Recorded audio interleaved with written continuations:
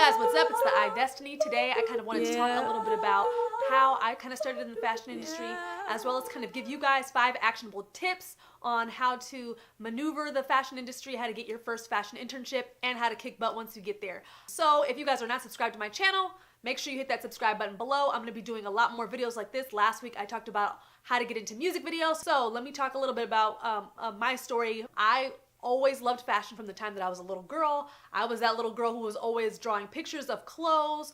I was always making clothes for my Barbies, kind of cutting up old scraps of my clothes and like making outfits for them.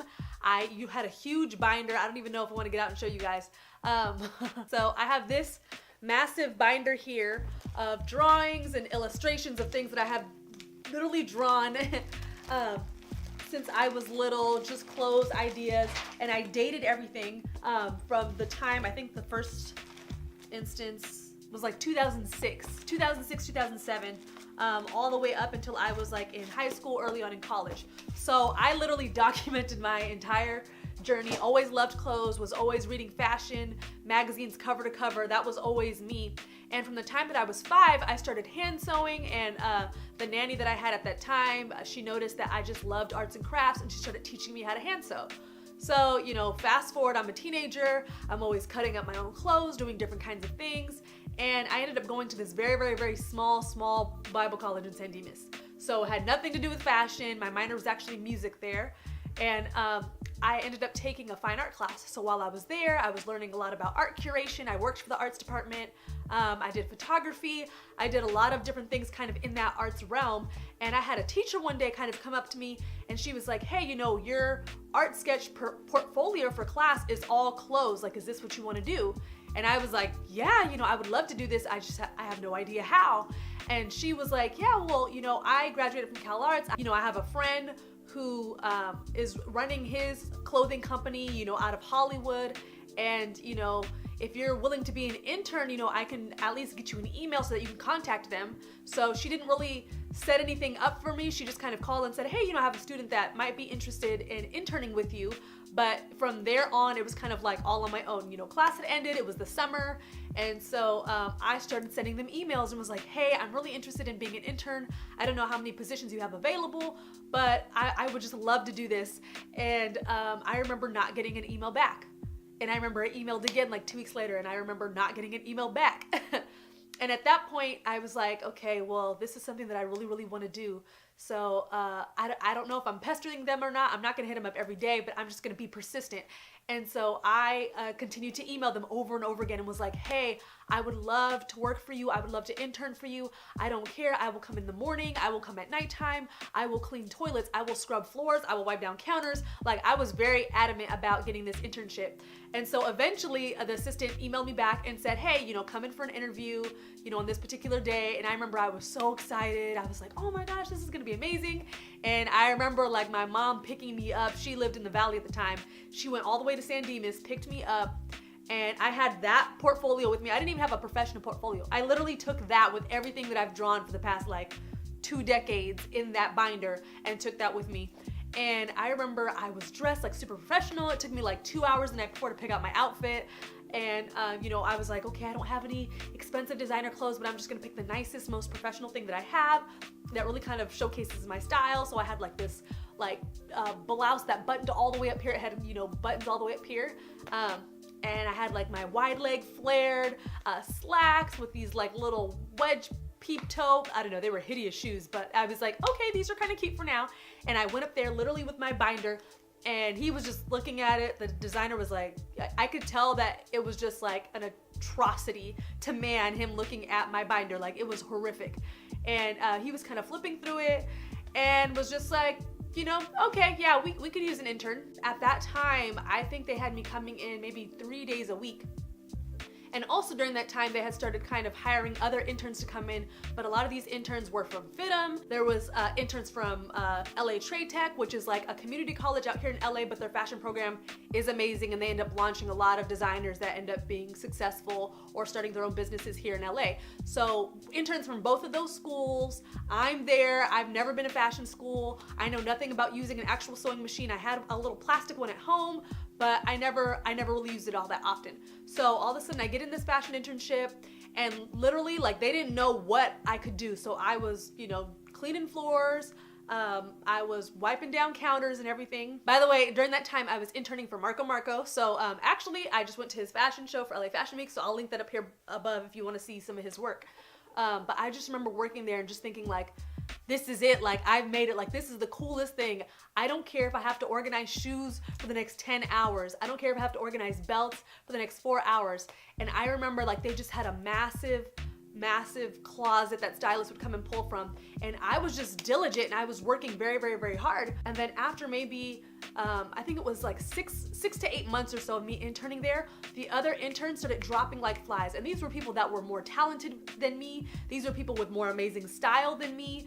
These were people who, you know, had gone to art school and art classes and had gone to all these fashion programs, or, you know, had been to Fashion Week before, or had been to, you know, Fashion Night Out, or all these different events that seemed very exclusive and very elusive to me at that time. And I was like the one who just like buckled down, like gritted my teeth, and I was the last one standing. So at the end of that time period of those like kind of 6 to 8 months, I ended up getting offered a position there. I ended up working there almost full time, where at that point in time when I was hired, I was pretty much running the showroom, like pretty much just me. It was me, and you know, every once in a while I'd have an intern to kind of help me pack things up, but it was like I was running the showroom. I was calling the clients, I was calling the stylists, as well as, you know, helping sew. You know, during that time I had started learning how to sew and everything, so I had started doing that, rhinestoning, cutting patterns. I was really good at that. I mean, patterns is very, if they give me the patterns, I was able to kind of figure it out. And it really kind of like launched me into the fashion industry. I made so many amazing connects while I was there. And then even sometimes the designer that I was working for, he would be out of town, or they would be working on maybe a tour or something like that. And then I would start working with, they actually had another designer, well, 2 designers that worked like next door. And I would go and help them out sometimes, and they trusted me to come and intern for them and to help out and to cut patterns. And so one of those designers was Ashton Michael, who's freaking amazing now. Like, he's doing crazy stuff. I've been to a couple of his shows, so I'll link those up here. And then Emily O'Deal from Art String, she was amazing. I always would love going in her shop and just like hanging out there. And that really allowed me to make so many different connections. And then even when I ended up leaving that job, you know, there was such a great rapport and respect. I continued to book clients and everything, and even the designer would, you know, give me some of the clients and be like, yeah, you know, I don't really have time to work with all these different people. So I was kind of allowed, even after I left, to work with different clients. So that was really an amazing thing. Now, let's look back at that story, rewind, and find some steps that are a little bit more actionable for you guys. So number 1, be working on your craft, whatever that is. If you are a seamstress, keep working on that. Keep developing those skills, and keep, you know, learning how to cut new and more difficult patterns.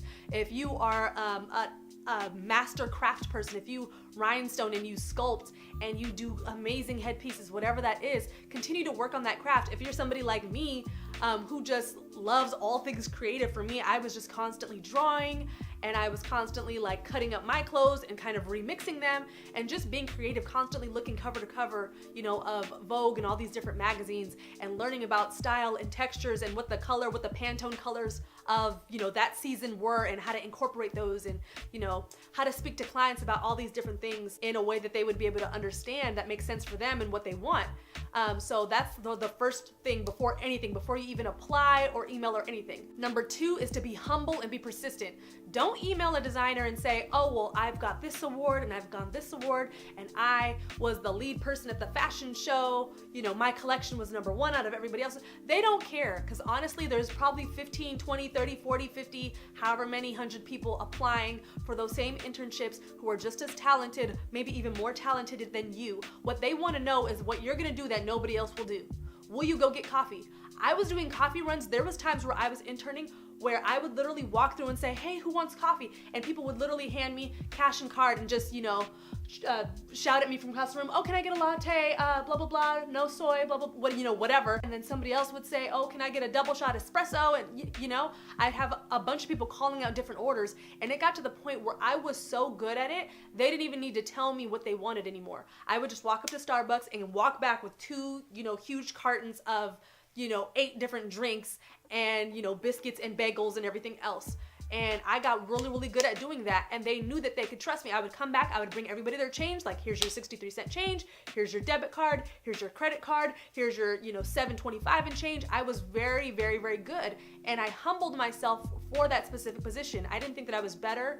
There was other interns who would turn their nose up at having to clean, at having to mop floors, on having to prep for events, wipe down tables. But I was just like, well, I'm nobody. Like, they could have 15 more of me, but I know that I'm gonna be here. I'm gonna come in early. I'm gonna stay until we're done with the project, not until I'm tired, which some of the other interns during that time were doing. Make sure, that you're emailing consistently. If you send an email and nobody responds, give it another week or so. Shoot another email. Hey, I'm not sure if you saw my email, but I'm following up.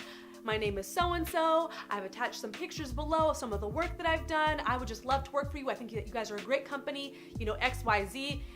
Really talk about how you've researched them and how you love maybe their new collection, whatever it is. That way they can be able to tell that you really care and know about the brand, that you really care and know about the company.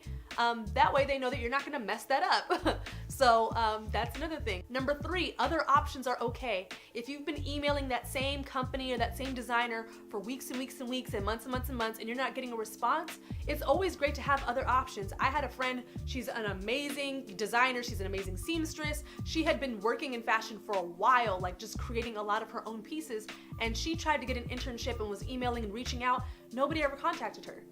And so she ended up reaching out to another company, ended up getting an internship there, worked her way up, and now she's like one of the, I don't know what her specific position is, but I think it might be an assistant designer or something like that for Wild Fox clothing. So, I mean, that path, the first path wasn't the one for her. So she just, turned and said, oh, this other company, I really love their stuff. I really like what they're doing, worked her way up.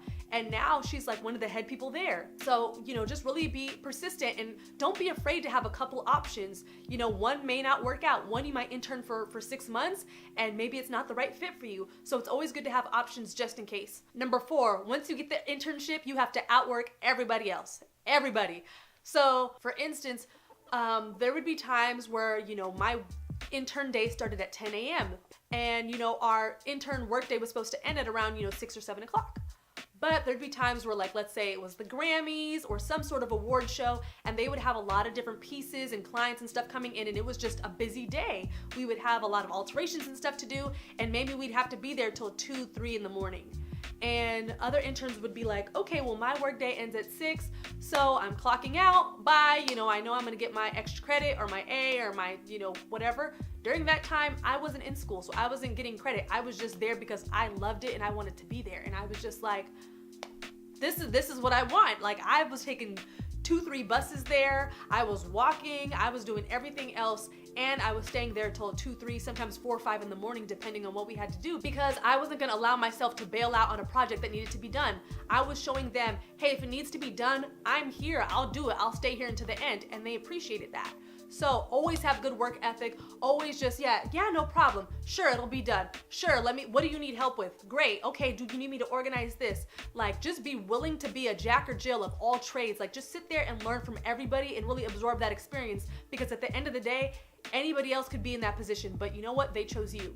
5 is to cultivate great relationships. So while I was there, I, would sit there and talk to the seamstresses and just like, okay, well, how do you do this? Okay, well, how do you know how to sew this flap here? Like, I was always asking questions and just being really diligent about really learning their craft and really learning about them. So, I would go around and kind of work and collaborate with everybody and just make sure that I was putting out that good energy, making sure that they know that, hey, I'm here to work. I'm here to help you. If you need me to go upstairs and get you another fabric, if this fabric's not working, I will do it.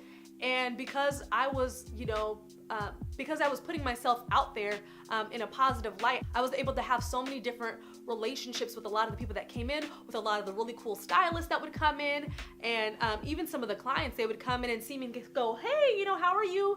And so that was just really cool, because what ended up happening was when I left that job, because I was interning first, then I got the job, when I ended up leaving, I still had a great relationship with a lot of the designers. I still had a great relationship with the other workers who were there. And because of that, I was able to even have some of those clients that kind of became my own clients. Now, don't be grimy, because I've seen it happen at you know, fashion internships where maybe somebody who works there is trying to low-key talk to clients behind the designer's back or behind the staff's back and be like, hey, you know, I can help you out, I can do whatever.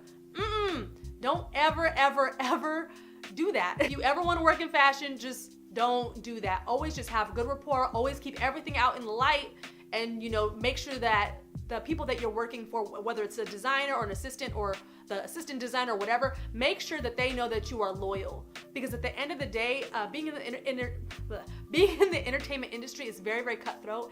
And if people see that you're very disloyal to a lot of different other people, they're not really gonna wanna work with you. Nobody's gonna wanna hire you because they can't trust you.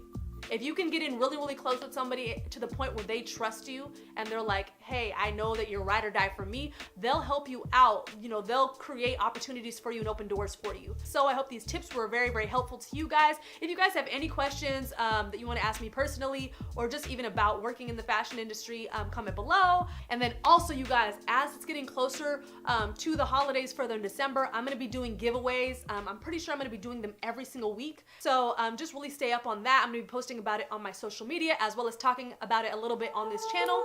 So like this video if you want to see more. I'll be posting more as usual. Make sure to be well and do well, and I'll see you guys later. Bye.